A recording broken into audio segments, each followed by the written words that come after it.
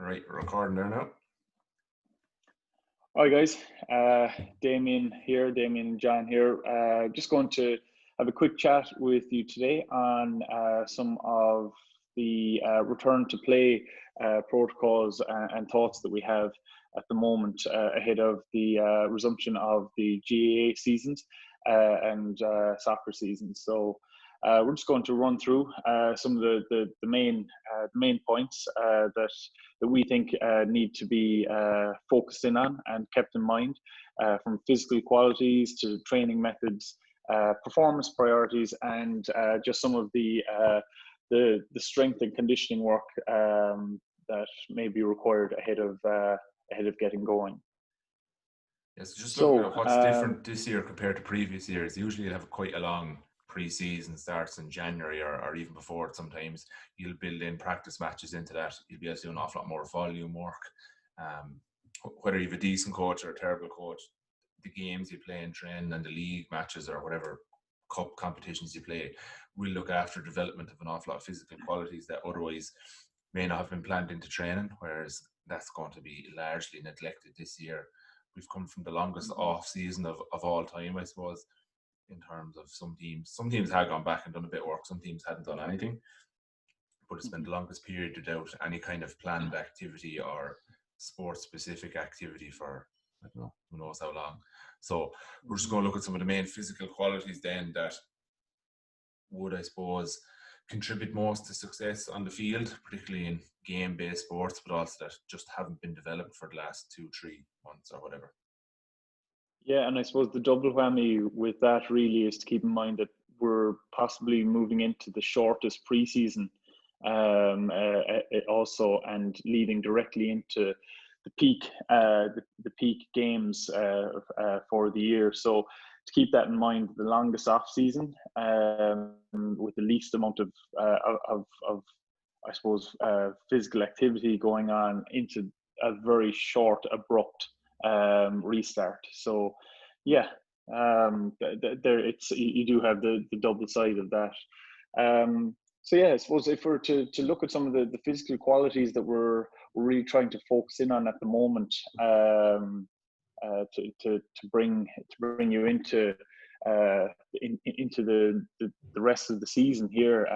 Some of the big things for me anyway are looking at your tendon stiffness and your plyometric work, really, because the short stopping, change of direction, speed, things that just have not been worked over the last number of months. That it can be quite easy to overlook these type of things and kind of just get back into hard running or get back into game like situations and not necessarily be conditioned for them. Would you have you any thoughts around that, Murph?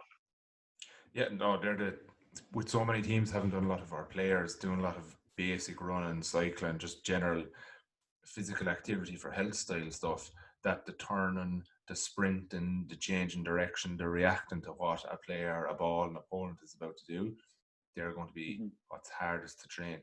You're saying there that tendon stiffness and pliers are going to be important. Could you give us examples of what they are, or maybe athletes we see with very good qualities of those? Yeah, so I suppose what you're looking to do when you're looking to change direction or stop quickly, you're looking to bring a stiffness down through your joints, to increase, I suppose, to increase the power that you're using to change direction.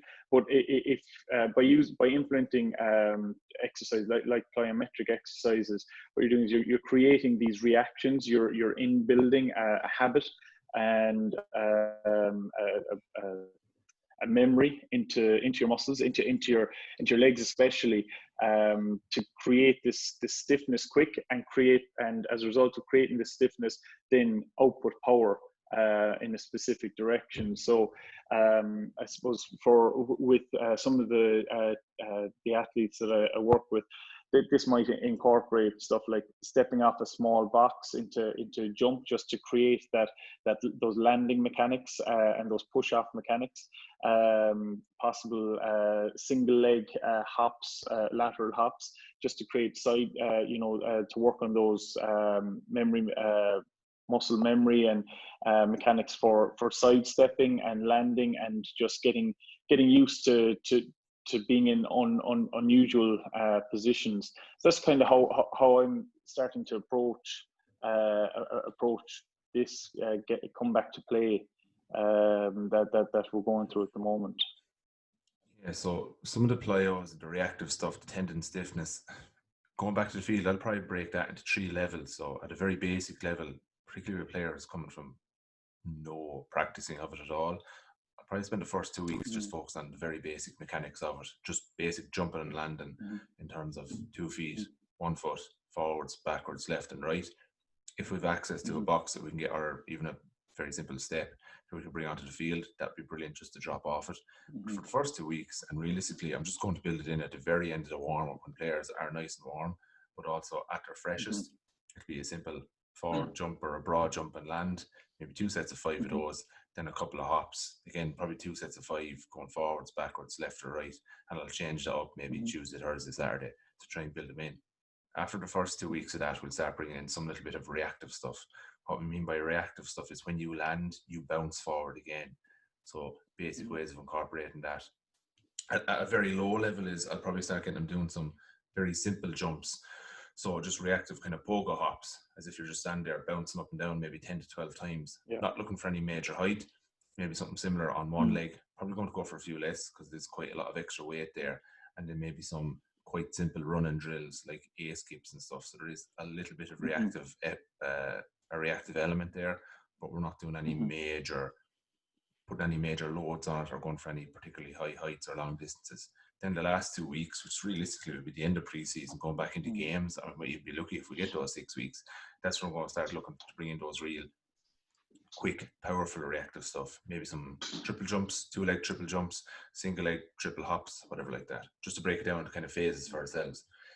If we're looking after our own kind of fitness, I'd probably look at doing that, maybe doing a little warm-up at home, activation style stuff, getting out the mini bands, doing some very low level strength work and building those in before I go up to the pitch. I'd also recommend, if you're doing that, to do it in runners instead, because it'll just work a little bit better on some kind of solid ground, whereas on the pitch, if we're doing it in boots, it does take a little bit from it if you're going up and doing it before training yourself. Obviously, if you're with a full group, it's going to work better with boots on at the end of the warm, because you can't be changing over and back the whole time from one bit of footwear to the other. Yeah, and I suppose for that, what I suppose I'm having it, or I'm approaching it a little bit of a different way, in that I'm getting guys to do certain work at home, like the back straps, stuff like that, once a week, building up to twice a week, and largely so that we're not just dependent on my having them on the field, that they're getting in a little bit extra, right? There may be issues around quality with that, but again, that's something that I can reinforce on the field, reinforce the different cues that I'm looking for guys to focus in on. But yeah, I'd be completely the same as you, starting off with, A marches, B marches, working up into A skips, B skips, keeping in the likes of broad jumps. They're something I like to keep pretty much almost a standard throughout a season, from pre-season through. So this would be no different in that, as I do feel you get quite a lot from it, even like from explosiveness to just your landing mechanics, and yeah, so that's kind of how I would really be focusing in on that at the moment. But I do try to split the two and give guys something to be working on from home, so that it's not just dependent for when I get them on the field at the moment. But yeah, I'll be quite similar to you there in progression with moving forward. But yeah, that's brilliant. Then I suppose one of the other things that I am getting quite a few questions on, and we've touched on it ourselves outside of this, but just mobility. And I suppose the importance of it really is it's, I suppose, with the fitness for lifestyle that you mentioned a while ago. Mobility wouldn't necessarily be something that is promoted too much through your 5 or 10Ks. That that there is a potential for a decrease in mobility to have occurred over the last number of months. There's possibly a lot more sedentary living in a lot of people who may have experienced training 2 or 3 times a week on the field, being in the gym once or twice. There'll be a lot more I suppose movement through the joints and that which have been there over the last number of months.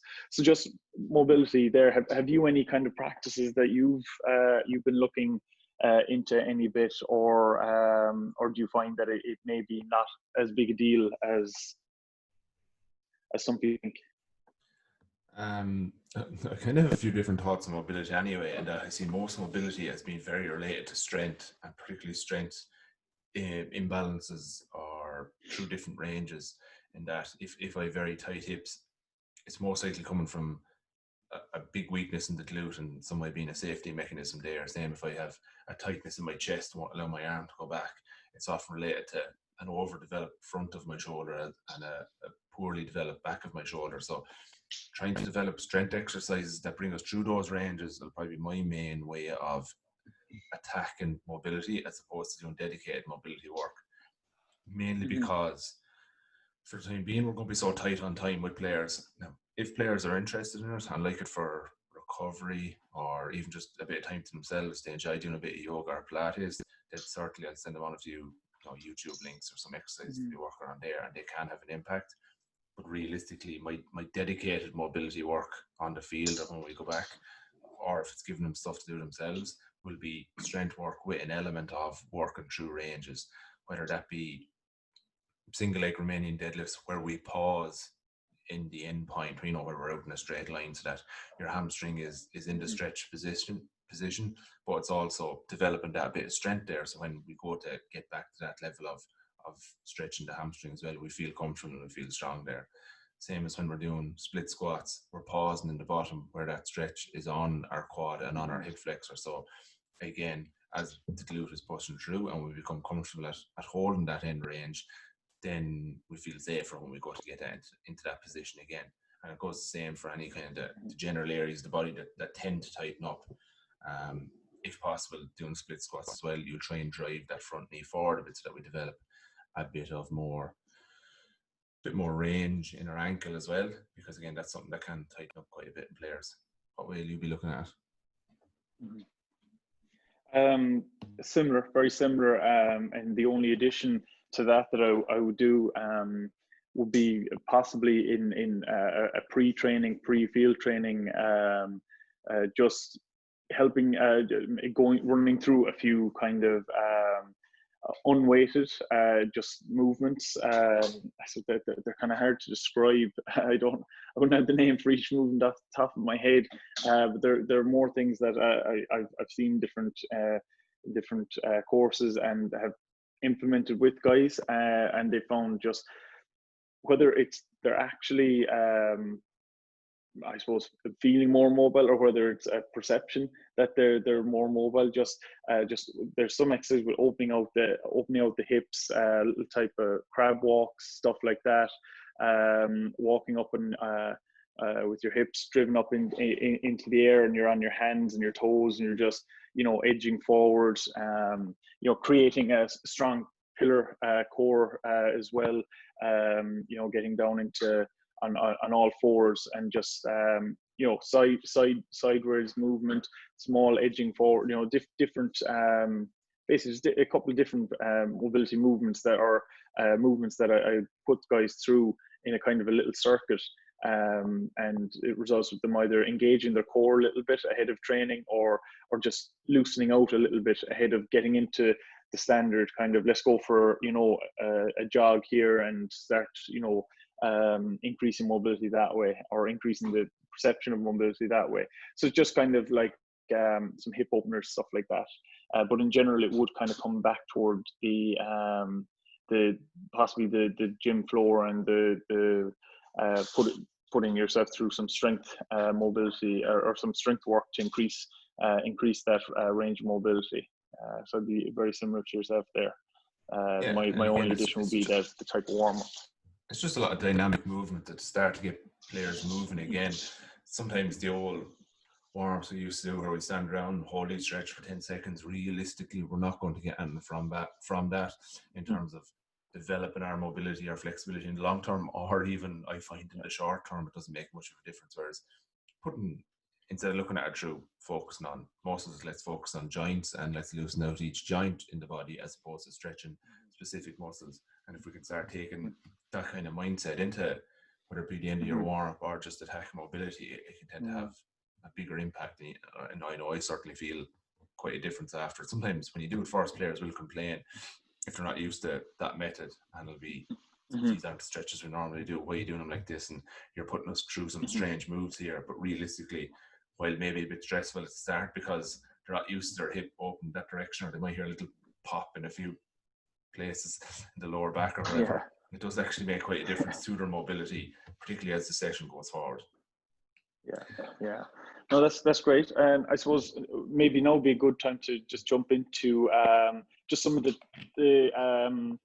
pitfalls that may lie ahead for some teams over the next few weeks, just from training methods, from maybe coaches being a little bit overzealous with their approach, trying to squeeze too much into training. What kind of things would you be looking at? I suppose if you were to look at in order of importance at the moment from getting back on the field. I suppose like I know we've discussed in the past just like game-based movements, small-sided games that will mimic game activities.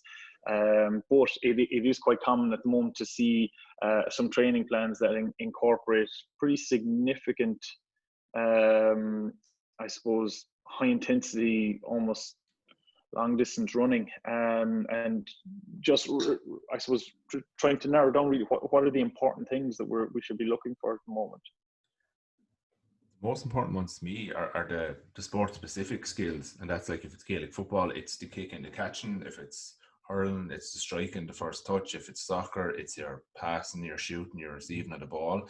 And then on top of those, your sport specific movements, like you're reacting to a player in front of you, and do you follow, pushing off your right, pushing off your left, jump and land and accelerate and decelerate, and incorporating those together as much as possible. In the short time frame we have, you mentioned it there, the games-based method. It's probably going to be our best one to incorporate as much of that as possible. We will just need to be very careful that a lot of the small-sided games can be very tough on the body, particularly if we haven't been used to a lot of the turn and the react and that movement at that kind of speed over the past few months. That we'll need to be careful how we layer that in and how we introduce players to it again. So like traditionally you could have had 6, 8, 10-minute games. You could play 3 or 4 of those in a session. Realistically, if we go back the first night and play even 4 lots of 4-minute games, players are going to be wrecked the next day and really feeling it through their knees and hips just from, again, not being used to that twisting and turning again. So interspersing those games with just some specific dedicated skill work, and then start to focus on, because realistically that's going to be where we get most of our high intensity work from, that we can start building in a little bit more low intensity work for I suppose our conditioning, to move away from high intensity in games and high intensity just in the running. What way are you looking to build that in? Yeah, it's shorter, kind of small-sided games that involve involve the balls. If it's Gaelic football, that guys are kind of getting used to that we're not just going through running drills, and you're forgetting that that guys can easily forget that they have to train in their skills of keeping their head up, getting their hands out, reacting to what's happening in front of them. Which when you're stuck to kind of more specific running or speed drills or something like that you don't necessarily, or that you're not going to develop your sports specific skills there. So just incorporating the two, and like you said, just ensuring that people are able to react to what's happening in front of them. You know, like that turning, their agility, their ability to stop quickly and move, while receiving a ball, moving it on. You know, they're very, very sports, almost game like I mentioned at the start.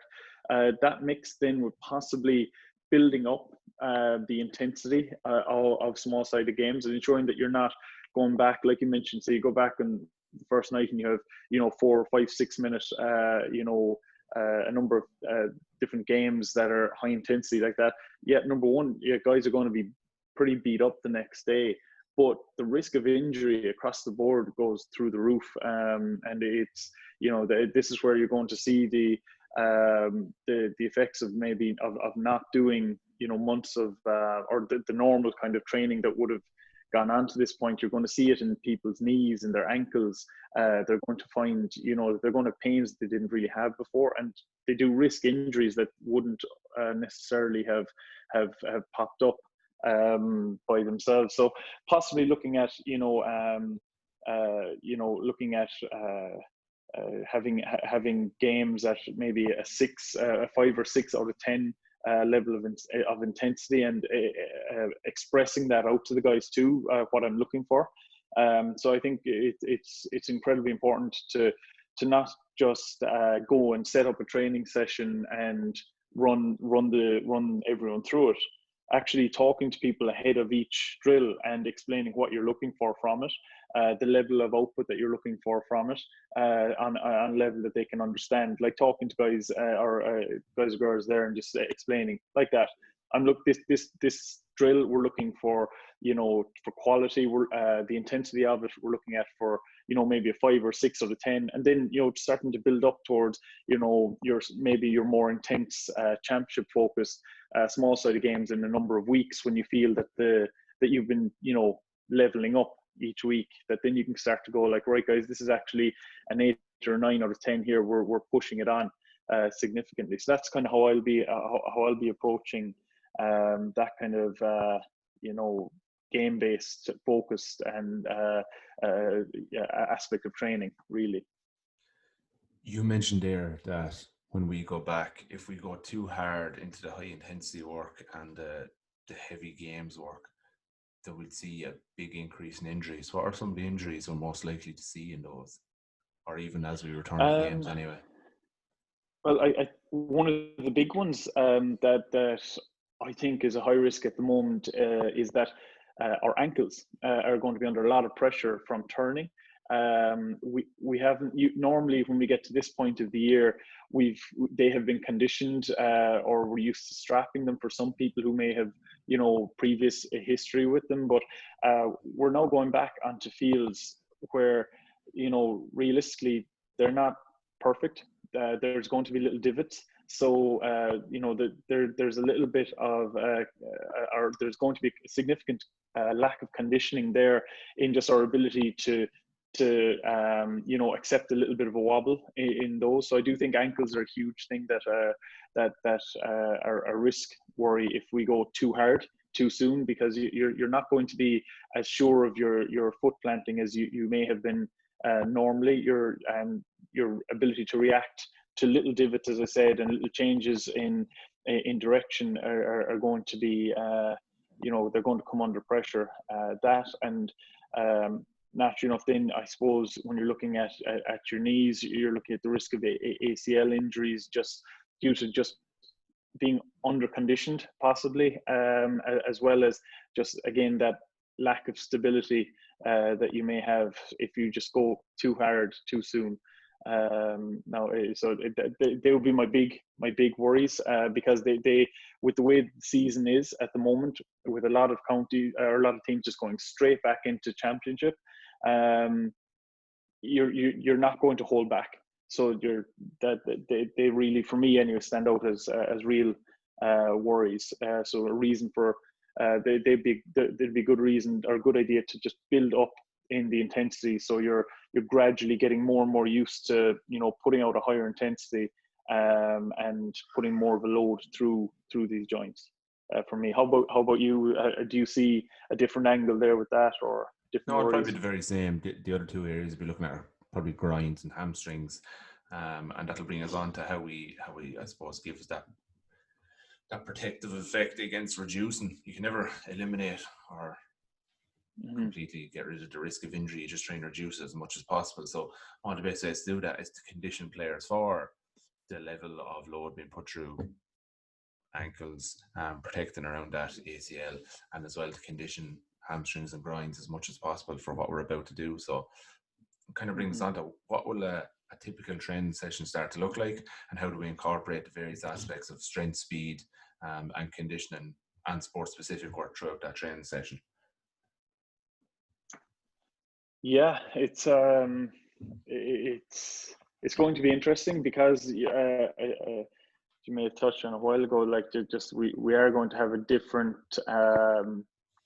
return to training, return to play, physical level amongst our teams. You're going to have the people who are well off, and you're going to have the people who've kind of tipped away, and they're not in too bad a condition, but they could do with a little bit of an improvement. So I suppose it's you're not going to get a whole pile out of or a whole pile of interest out of, say, some home workouts. I think people have kind of possibly have come to hit a wall with those, where they're just sick of those. But just trying to condition a bit of strength through, like you said, like your hamstrings with your RDLs, your single leg RDLs, that kind of stuff, even through your groins and your quads, just to ensure there's good strength there, working on the likes of pistol squats,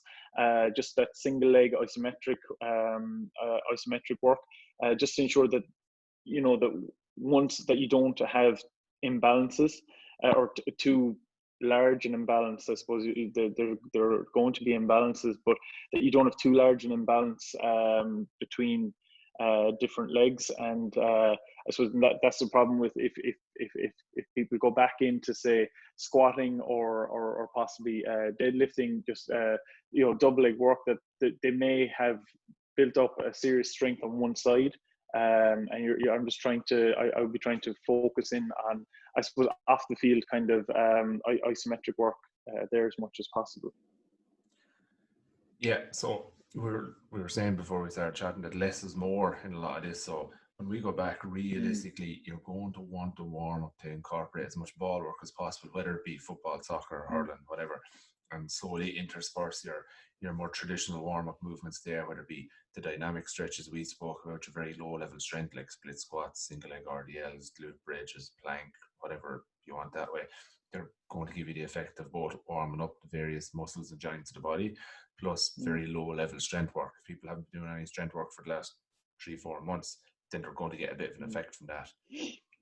You would hope then you'd start building in the various plyos and speed drills we spoke about there, like you're dropping off a box. If you've access to a box, your broad jumps and hold, and slowly start building in more the reactive stuff, like where you're bouncing, your A skips, everything that way. Then more sports specific work. You could probably look at about a half an hour of sports specific stuff there, whether it be the more traditional drills, you're breaking into your small sided games and building up that intensity over time. Then your last 20 minutes, you probably have hopefully a choice of, if you're going 3 times a week, I'd probably suggest spending 2 of those developing kind of your aerobic side of the conditioning, and then maybe once a week doing a little strength circuit. That strength circuit can incorporate, like I was saying there, for the grinds and hamstrings, possibly incorporate some Nordics and build up those over a few weeks. Maybe start with, like, realistically, because players will be sore after those, you probably start with 1 set of 4 the first night, then go 2 sets of 3, 2 sets of 4, 2 sets of 5, and you're probably in the game stage then. If you're incorporating Nordics, I'd be looking to keep those, particularly when you get back into playing games, keep those to the training session that's furthest away from your next match, and maybe some Copenhagen planks as well. Do those on the exact same night.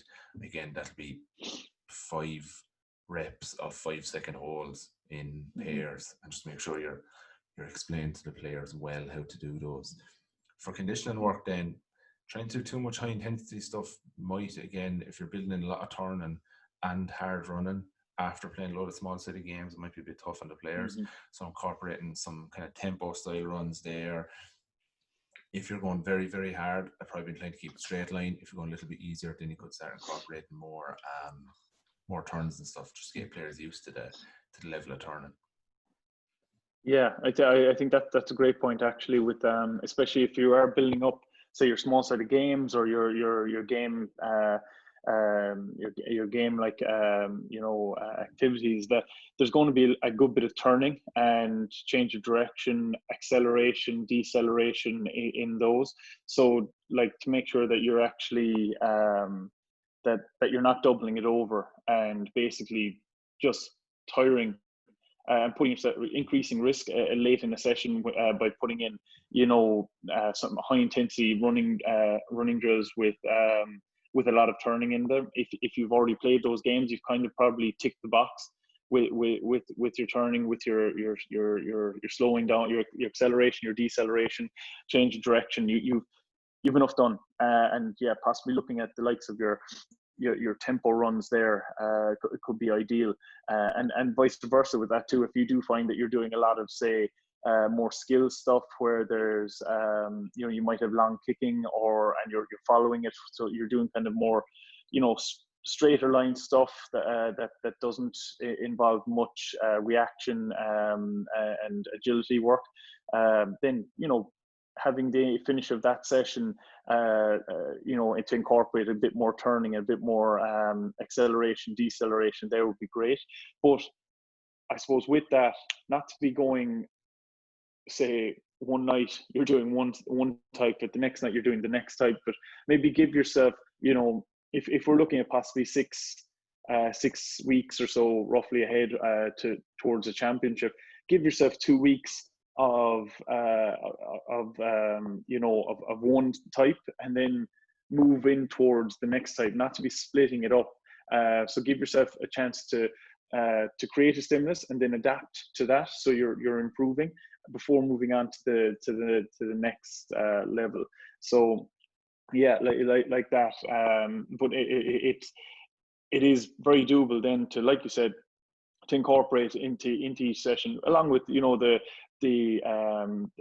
plyometrics, like the broad jumps that we mentioned, the single leg jumps that we mentioned, to include that little bit of strength work as well in the form of like your Nordics, your Copenhagen's, even working single leg RDLs or like single leg squats into the session. There's something you could almost, like, as you said, build up week on week, no matter what you're doing, whether it's the more conditioning focus or whether it's the more speed and agility focus there with that.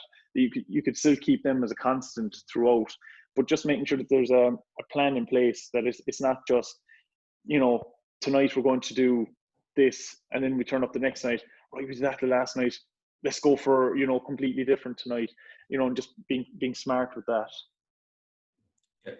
The other point I'd make on hamstrings is that if we're playing a lot of small-sided games and they are relatively small, then our hamstrings won't really be loaded in those to the level of like what you might have to do in a game if you're playing wing back or wing forward. You have to chase a player down for 60 meters. If it's all small-sided games, your hamstrings will struggle to deal with that when it comes to a game.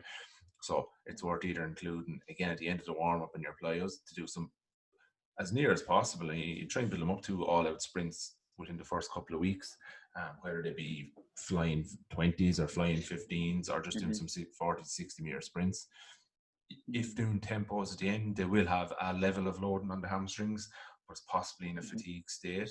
So it's worth, that top end speed work doing at least once a week, just to make sure hamstrings are ready for stuff like that. And I think that might actually bring us on to what we should discuss next. And we probably might bring this into the next chat, in the next episode, is what exactly are tempos and how would we go about using them. It's probably too detailed to go into now, but I think it's definitely something we should chat on the next day. Yeah, that'd be brilliant.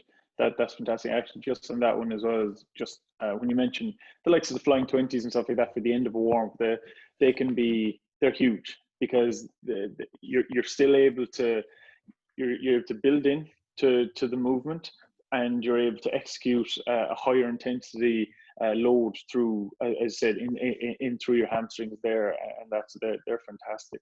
But yeah, it's just about knowing when to build these things in, and where you're going to get the most bang for your buck, really, with them. But yeah, no, that's brilliant. That's great.